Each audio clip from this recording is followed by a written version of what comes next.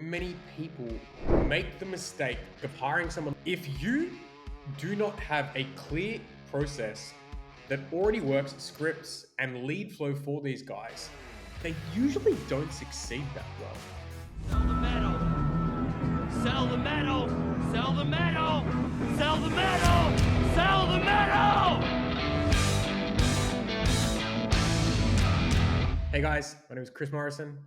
I am going to be releasing a 7-part series on how to create and build $1 million team and what it takes to actually do so. This is going to be really important for you guys on how to understand what it is that you're going to need to do to actually create the outcomes you want, the life you want, the $1 million team who are unbelievably committed to working with you and creating the life that you said that you all wanted to together.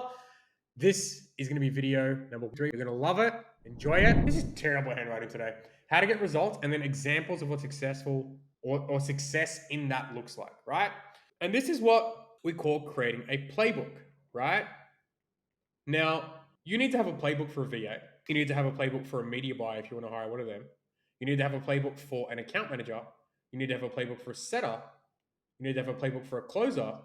You need to have a playbook for any management you choose to bring in. And the playbook needs to let them know what to do, the expectations of the role, how to get the results, and examples of what success looks like. So when they walk in, they know exactly what to do. What's really interesting is so many people make the mistake, and I'll use the example of an appointment setter because it's just so common, right?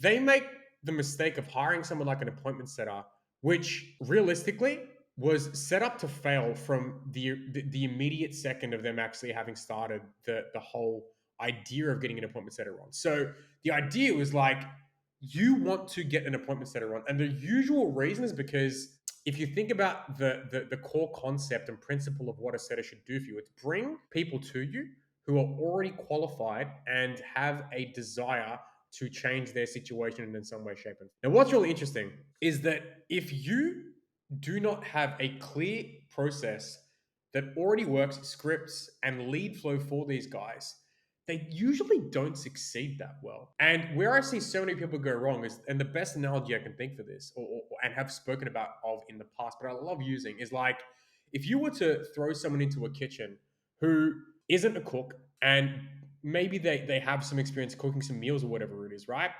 But you haven't given them any direction on what meal you actually want. You've just said, hey, I just want like a Thai meal or whatever it is, right? That's it. That's the whole direction that they've been given. But there's no guidance on what ingredients to use.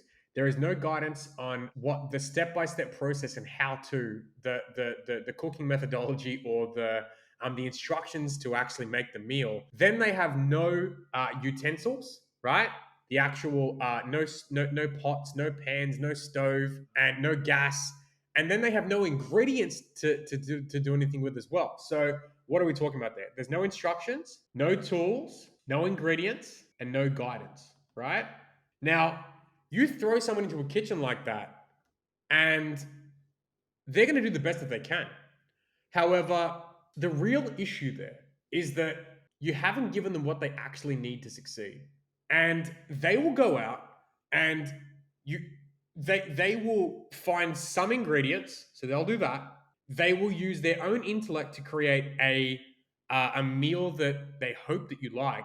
They will then go and use whatever tools they can find. They might even borrow some from someone else, or maybe they own one of their own pans or whatever it is. And they might even go and grab some instructions from online for a meal, whatever else it is at the same time too. And inside your head, what you wanted was pad Thai, right? But because all you told them was, I just want a Thai meal, they create a Penang curry, which is fucking delicious, just for context, right? It's delicious. The way that they've done it is amazing. And somehow, by who the fuck knows how they've done it, they've been able to create a meal for you that essentially was out of nothing with no direction. You gave them no ingredients, know anything about. They didn't know anything about it at all. They then put the Penang curry in front of you, and your response is, "The fuck is this?" That's if they're even able to actually create a meal at all, right? Because you didn't give them anything. This is kind of what happens with people when they're hiring setters. for what I see most people hire for anyway. There is no script. There is no leads. There is no avatar description of like qualifications and who should be there and all to the stuff as well. And there is no guidance on what good versus bad is, right? Now, you bring a setter in and they have no clue on what it is that they should be asking someone or saying to someone to ensure that they are qualified to determine whether they are a good or a bad fit. And you've given them no leads to sift through, because the job of an appointment setter is actually to sift through existing leads to work out what it is that's going to work or what's not going to work, who's going to be a good fit, who's not going to be a good fit. The job isn't to go out and find people. The job is to work through the leads that you've already provided for them. Where most people go wrong is they usually give them nothing, right? And if by chance they have given them something, sometimes it's, hey, I know who I want, right? But they still give them no examples of what good and bad looks like. They give them no leads and they give them no script at all. Now, this sets almost 100% of appointment setters up for failure. And I can say this for strength because one of the guys that you actually know really well, who runs a Get You an Appointment Setter offer, I bought into his offer. They said, yeah, man, it'll work out. It's all good. I had most of this in place, but I didn't have enough of the lead flow. And like, yeah, you'll be sweet. I didn't have enough lead flow, and the setter ended up fucking failing. 3 setters ended up failing until someone finally said, like, dude, you need to get them more leads, right?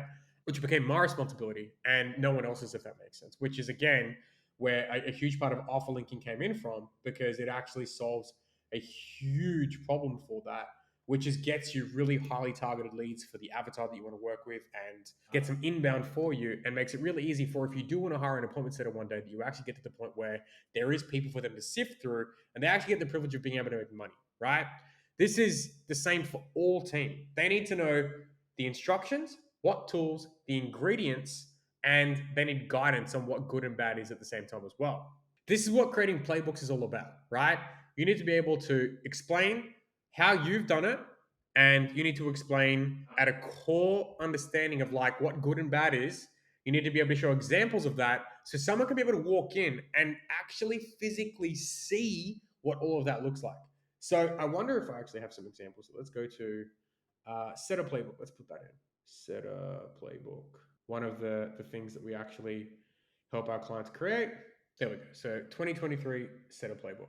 So mission, vision, values, shows through our product stuff, shows the qualifying scripts, shows examples and stacks of examples of those actual, shows examples and stacks of the examples of already won conversations and triage calls, commission structure, shows them through a daily activity plan of like how to actually do it. So like the instructions on how to win, and then gives them additional trainings and everything else to actually help support them to understand what they're doing and really know how to win in their role, right? This is where most people fuck up. They don't have playbooks that actually speak to the results that they want people to actually get in any way, shape, and form. And as a consequence of that, they don't win. As a consequence of that, they end up losing team, and team end up frustrated. They end up confused as to why the team are leaving. And this is something you need for all your team members, right? For whether it's media buyer or a virtual assistant or an account manager or an appointment setter or a closer, this is all stuff that you need playbooks on. And the really cool thing is we develop pretty much all of these, and then we help for the people that are working with us in like the team stuff type offer, creating $1 million leaders. You can use ours as a foundation, and you can even use a bunch of our training to help with that at the same time too. And essentially what we do is like when you're in predictable sales, we pretty much help you actually build out everything that would go into the playbooks, right? So for an account manager, we are helping you develop the actual examples, the processes, and everything else as well that you would put into the playbook. For an appointment setter, we're helping you develop the scripts. We're helping you develop the examples of once you've set things up yourself, you can actually show a setter, cool, this is how it's done, this is what bad looks like, et cetera, et cetera, et cetera. So everything in predictable sales is designed to actually help you build your playbooks while getting the results. And this is what I call systems thinking, right? So when you're doing the activity, I don't want you to be thinking about doing the activity for doing the activity's sake. I want you to be thinking about, I'm doing the activity so that I can actually create a world where the big picture here is that I'm doing this so I can build a playbook so someone else can come in and do this for me and actually succeed in such a huge way. And this is what I think too many people miss in the market. If you get that wrong, you'll never have a team that really actually back you. And if you get it right, you'll be able to scale whatever the fucking number you want. Bring new team in. Someone leaves, you already have a playbook there for it at the same time as well, and you crush forever. Really cool. I think you'll love it. This is something that I think you should take away and use and run with consistently at the same time as well. In addition to that, once we have all those things in place, then we need to think about who we're hiring, what we're hiring for. Hope this is helpful. If you guys like it, comment below. Say it was fucking awesome. If you think I'm crazy, comment below. Say the same thing too. If you have some hate, comment below and say the same thing as well. Like, subscribe, all that shit. If you want to work with us and find out how we can help you solve the main problems in your business, reach out and do that at the same time too. Thank you so much, guys. Hope you enjoyed this, and I'll see you guys on the other side.